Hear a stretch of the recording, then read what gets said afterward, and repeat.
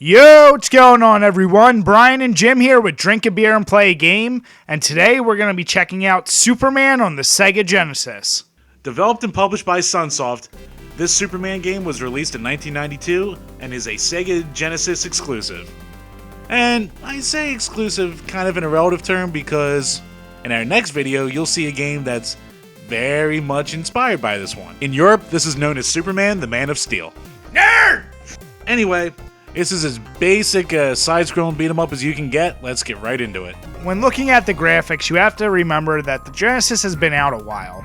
So had this been a brand new Genesis game, it probably would have got a higher score from us. But let's take a look at it. Superman looks pretty decent, has some good shading, different colors, and look at that, when you stand still his cape flutters. Jim, you like his fluttering cape? I think it's gorgeous.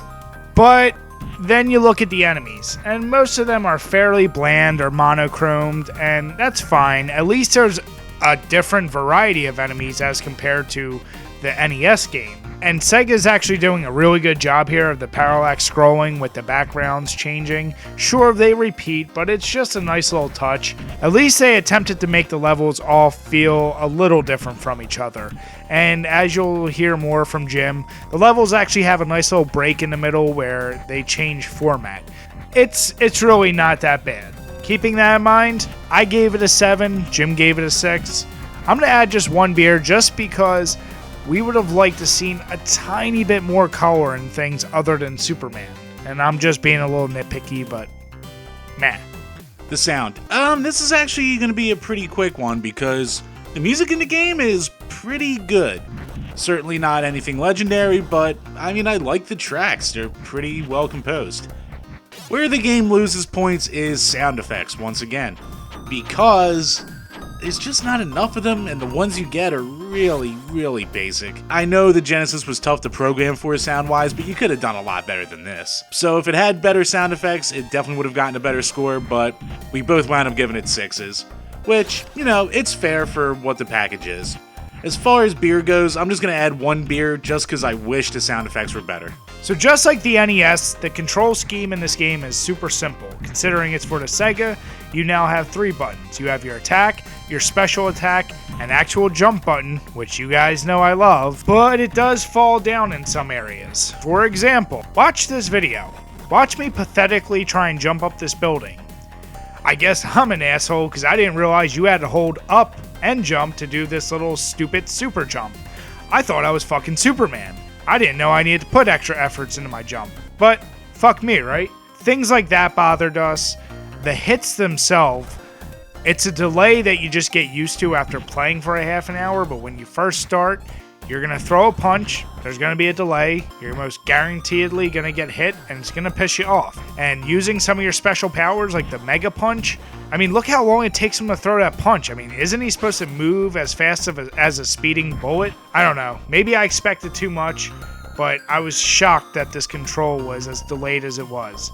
With that being said, Jim and I, we both gave it a 5. Not completely unplayable, just took way too long to get used to in a game that should just be a simple side-scrolling beat-em-up. I'm gonna add 2 beers, one for that stupid-ass super jump and one for the goddamn delay.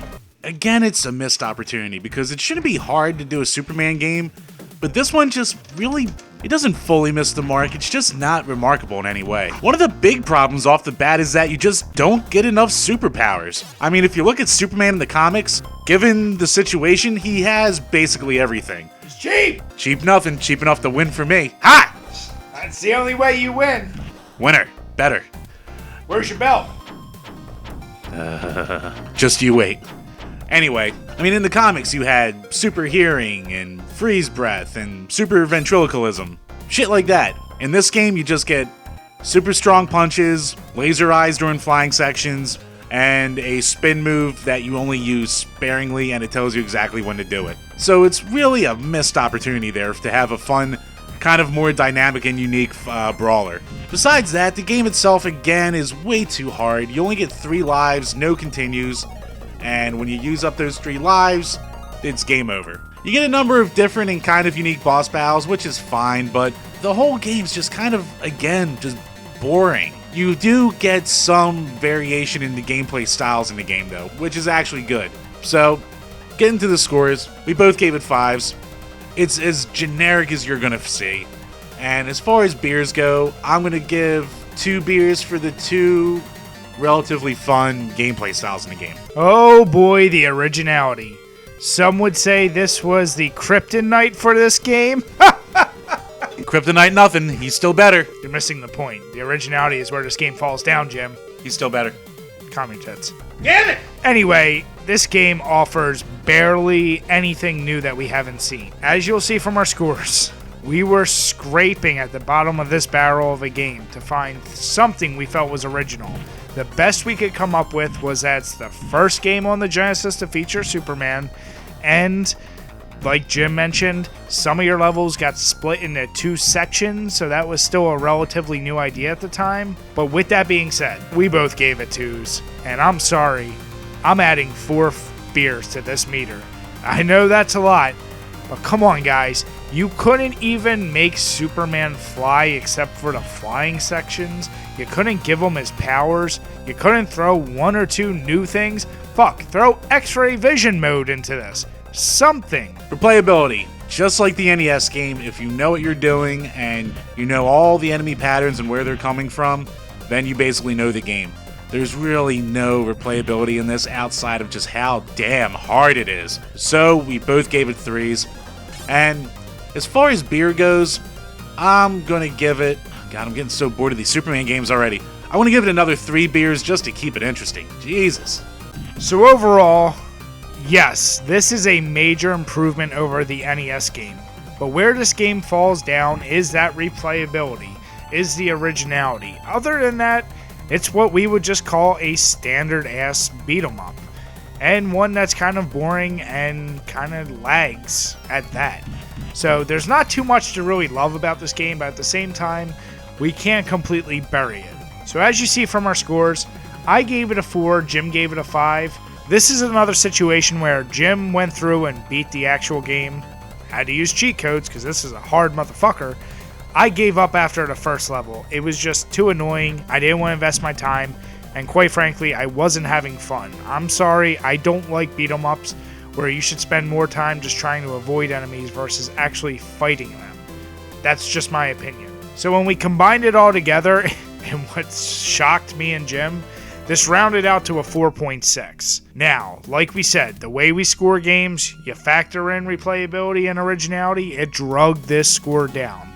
Don't be fooled by our combined scores, just go by our overalls. This is a much better game than the NES, but still, we wouldn't suggest wasting your time on it. It is below average, and if you find it and you're a diehard super fan, don't you dare pay more than like $4 for this. I'm telling you, you'll regret it. When choosing a beer to pair with a game like this, we wanted to go with something that you're going to be able to chug a whole lot of. So, we chose one of our personal favorite American Ambers, and we went with the Fat Tire from New Belgium Brewing. This is a smooth beer, not too much alcohol, and it doesn't overwhelm you with flavor, so you're going to be able to put back a whole bunch of these. We insist that if you're going to sit there and try and beat this game in one night, you need to get yourself at least a 6-pack, if not more. Remember guys, drink your beers and play your games responsibly. As always guys, thanks for checking out this video, and if you enjoyed it, make sure you give us a thumbs up, leave some comments, or better yet, why not subscribe? Till next time guys, cheers.